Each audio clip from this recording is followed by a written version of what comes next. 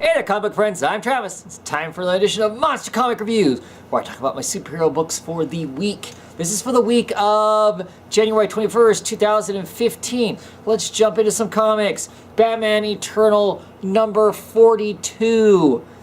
Full introduction, full integration of Bluebird. Harper Row is now Bluebird. Art in this issue was pretty decent.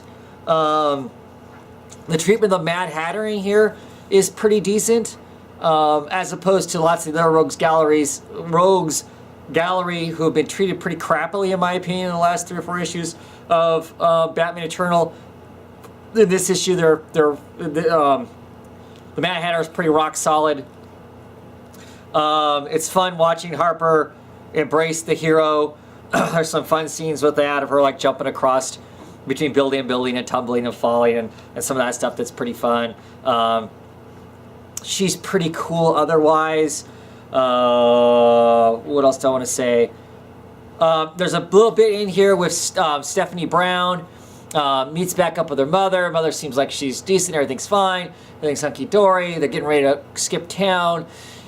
And she gets jumped by some supervillain who's not been hired to murder her, but hired to protect her from all the other murderers that are out there. And then she, subdues that dude in the last issue. And then in this issue, she's hanging with her mom, and then her mom gets jumped, and then she gets jumped. And you find out the Celine Kyle is, of course, the one that has found her, because she's this really important asset, seeming to be in Gotham right now. So clearly, more than likely, Spoilers are going to be used as a power piece, or maybe they'll figure out how to get the information out of Spoiler to deal with this larger picture that's out there. We once again are landed with, by the time we capture the Mad Hatter, my big complaint is here lately, all we're getting is when we capture the bad guy, you pull the piece of paper out of their pocket to find out who's hired them, and it's just that stupid invite to screw with Gotham when Jim Gordon is taken down. So we're right back to square one. Once again, issue 42, and we've pretty much gone nowhere other than stripping Batman of most of his assets. So there's that. Catwoman, Celine Kyle's portrayal at the very end of this, to me, seems a bit ridiculous. Of course, there she is. She's wearing a button-down shirt, which doesn't have a single button on it, other than it being tucked in. I don't understand the reason for this. I thought we'd kind of move past this kind of a look for her.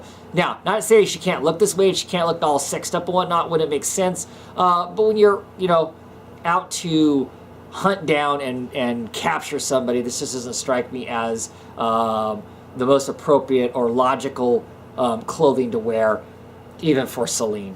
So that's unfortunate. I think that's kind of a silly portrayal. I know some people will say, well, that's just this artist's rendition of the character. Sure, but it had to go past the editor. And why did the editors let that go? Why did they say, let's draw her with her shirt buttoned up? Because there's really no point in that. I'm not horribly offended by it or anything. I mean, I'm all for Celine looking hot, but I think you can look hot without that. I don't know. So, that being said, okay issue. Better than the last ones. I'm still not really excited by this. I'm actually looking forward to it being done. Best comic of the week, easily. Maybe my favorite comic of the year so far. Granted, we're only 21 days in by the time this is released, but it was incredibly awesome. Damian back in full swing as the Robin. Opening page of this book. I had goosebumps. I was excited. It all felt right. It was a very welcome back kind of a thing. Damian dressed as Robin, hanging over the top of Bruce, giving his trademark sound there. This is a fabulous issue. It embraces everything that they always were. It doesn't miss a beat as far as their relationship. In some ways, it feels like nothing's changed, but clearly everything has changed. The cover tells you that everything changed. Damian has superpowers now. He's basically bulletproof. He can fly. He's clearly stronger than what he used to be before. Now, what does that mean for his relationship with Batman as Robin, and what is that going to mean for his relationship as as a father, Bruce Wayne, and son, Damian. It's going to be really great to find out. We get bits and pieces of that in this issue as Robin takes unnecessary risks and is shot in a hail of bullets that just shreds his clothes to pieces, but doesn't seem to faze him at all as he grabs the gunman and beats the gunman silly, slamming him into cars and all kinds of stuff like that. And Batman's somewhat anger over what seems to be potentially Damian losing control, because it's a lot easier for him to lose control now and not have any real consequences. But Bruce wanting to make sure that he understands there's always consequences. There's risk, and then there's needless risk. And just because you're bulletproof doesn't mean you should be wading into bullets all the time, because there's a lot of other possibilities of things that could happen. Emphasizing that wonderful moment where he goes to fly away. I'll fly home, and Batman grabs him by the shoestrings and goes, "No, you're riding, and you're done for the rest of the week. No more patrols for you." That he's still the authority figure. He's still the person in charge. All great stuff. We get to see basically some nightmares, some post-traumatic stress, if you would, from Damian. Clearly, he died. He was killed not necessarily by his mother's hand, but by his mother's command, by a cloned brother. This is going to have an effect on him, and you see that in this issue. You see the beginning of it anyway, of how it potentially haunts him and what it potentially means. That his mother and his grandfather have these ideals for him, and that's not what he wants. It's all great. It's great seeing Alfred in here as the kind of the ultimate figure of wisdom, almost, in that he is going to, he's advising Bruce on the fact that he needs to give Damian some room, give him the ability to breathe, that they don't need to smother him, that he needs some time to make some adjustments himself and have some alone time to process the stuff that's happened to him. I mean, because clearly he's died and been resurrected, and there's this wonderful moment of Damian showing up to get his brothers, basically his family, what he has left of a family, from Aquaman. I love Aquaman's response to Damian, the way he treats him, and the fact that he actually shows Damian some respect. All great stuff. Him dealing with his clone monster brothers is pretty fabulous in here. All around, just an incredible comic. It hit all the right notes. It did not miss a beat. From the time that, issue 18? Is it 18? I want to say since like issue 18 or 19 that Damian's been gone, that he's been dead, and to have him back now, and it feel like as much as things have changed, the wonderful work is still here, that Tomasi and Gleason just tell this incredible story. They have an incredible vibe, an incredible feel. It was just really, really great to get a hold of this book. It is just the best of stuff, from little moments to the big grand gestures that are in this. The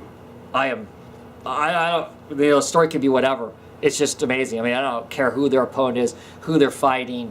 That big portion of the action end of this book does not matter to me. The part that is ultimately is awesome is the relationships between Bruce, Damian, Alfred. This group of people is just really, really interesting, and enjoying the hell out of this book. Excited to have him back. Excited to see what's next. Excited to see them take this adventure of Damian now that he has powers. For however long it is. I don't know if it's a permanent thing or if it's something that will fade over time. But it's going to be awesome to see the experience along the way, because it's just great. And this homage cover to Superman is fabulous too. Just excellent, excellent stuff. And we're going to go from that excellent book to absolute stink. Batwoman, issue 38, continues to be crap as far as I'm concerned. You get these wonderful characters. Ragman, favorite character of mine in the more mythical DC universe. Expected to be exciting stuff with him. There was little to nothing. Just about clearly, they could have put anybody in the Ragman's place relatively meaningless otherwise. There's a little bit of engagement with Red Alice, Batwoman's sister, and that character is relatively meaningless in here also. Get a spat between Maggie and her on yet another, at the end of yet another case, kind of a thing. That all was not done very well either.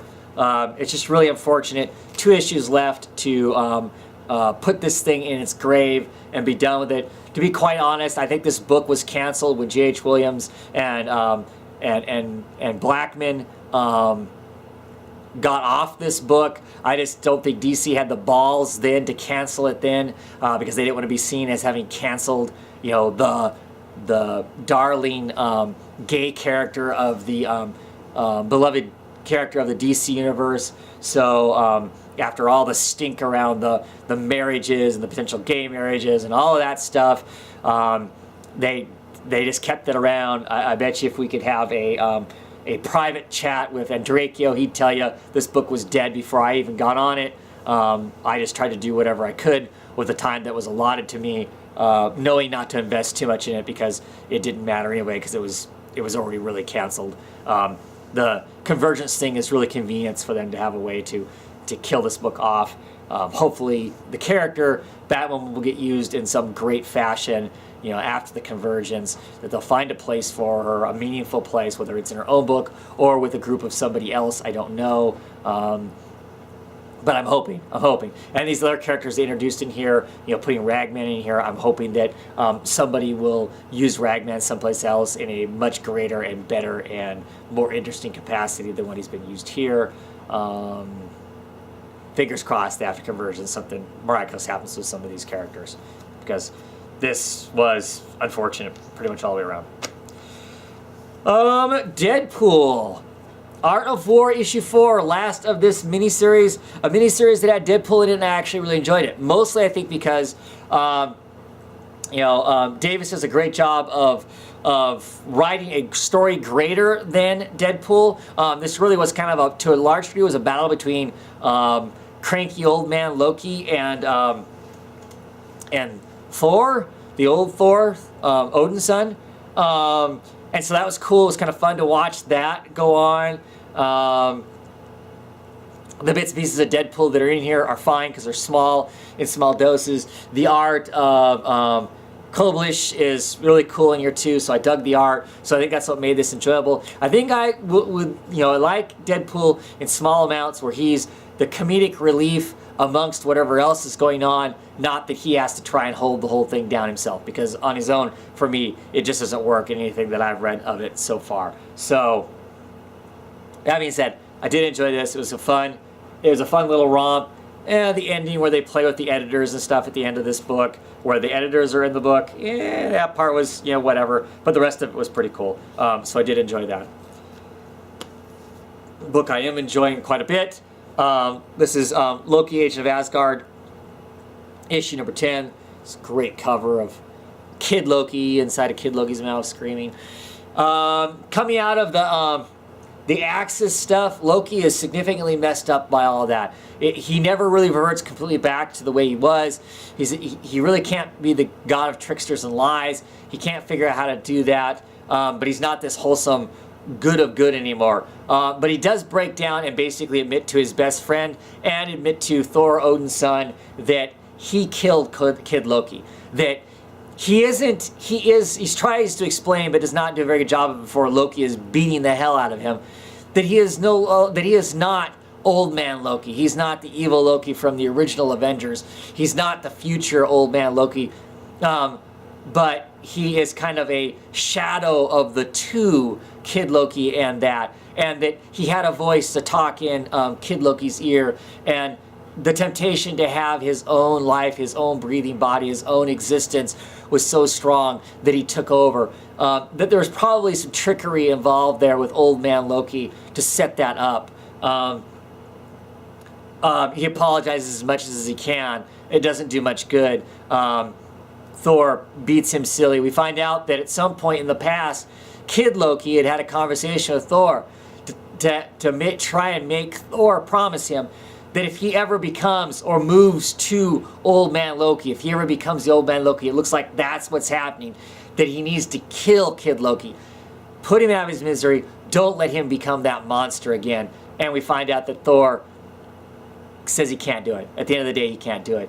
He drags Loki back off to Asgard and throws him in front of the Asgardian peers to decide what's really going to become of him. To start out with, the Asgardians are like, it's just Loki. Loki's kind of the trickster. You know, he's obnoxious. He sometimes does some kind of meanish things, but he's not really a bad person at the end of the day. And Thor puts it to them. Thor Odin's son puts it to them. Oh yeah, he killed Kid Loki. He consumed Kid Loki. And it looks pretty dire.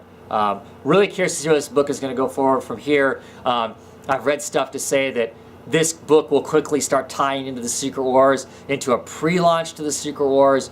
I don't know if Loki, the book, is going to come out the other side of it. It'll actually be unfortunate if it doesn't. Ewing has done an awesome job of writing this book, of making it interesting, of it not just being a bunch of fan service. I really was suspicious when this book first started out that it was going to be fan service on the whole, more towards the Tom Hiddleston Loki from the Avenger movies and the Thor movies, which would have been okay to some degree as long as they end up giving some of their content. But really what they did is they more mined some of the magic that Kid Loki was when he was in Young Avengers, and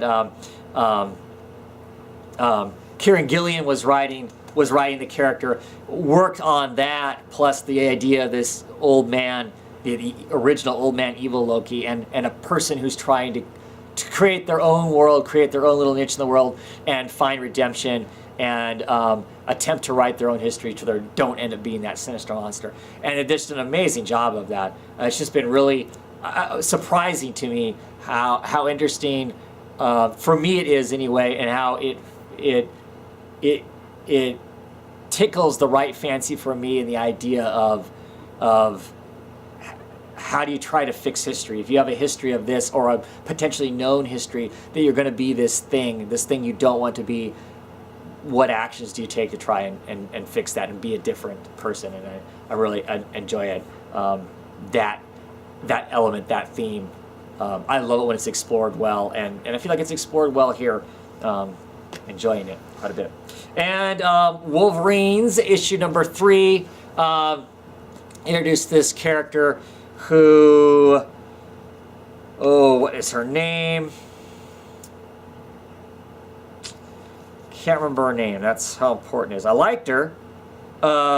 She's interesting. She is a super spy thief created in Paradise along with the Weapon X program. She has this like sidekick that she mentally could talk to, this fox that helps her out. The beginning of this book, she is stealing the shirt off of Punisher's back for a collector. And it's a funny part. I read it. It was amusing. It makes me want to go read Punisher books more than it makes me want to read Wolverine books. And at the very end of it, the Weapon X program people show up. And so clearly she's going to be involved in that in some sense. But most of the comic is her trying to figure out how to get Punisher's shirt off his back, because it seems to be he only owns one Punisher shirt and he sleeps in it. And so she's trying to figure out how to do that, how to get that away from him. And that was fun, and it looked really good, and it was actually a pretty decent book. But not enough to make me want to hang on to Wolverines. I just did my order not very long ago. I did not add this to my poll. It's just not carrying enough for me to be interesting. I have a feeling I'm going to like the Charles Soule issues better than the Ray Fox issues, maybe. But yeah, no. For the price tag, it's not working for a weekly book for me. Maybe I'm just tired of weekly books because of the way Batman Eternal has ended up turning out here towards the end. Maybe that's the problem. I'm not sure, but I don't want to read a weekly book. I've decided, at least not one with these characters. I'm not invested enough in the greater Wolverine sphere as much as I thought I might be. So, yeah. Done with that. Anyway, thanks for watching. That's the end of this, and I will catch you on some more videos later on, I'm sure. Have a great one.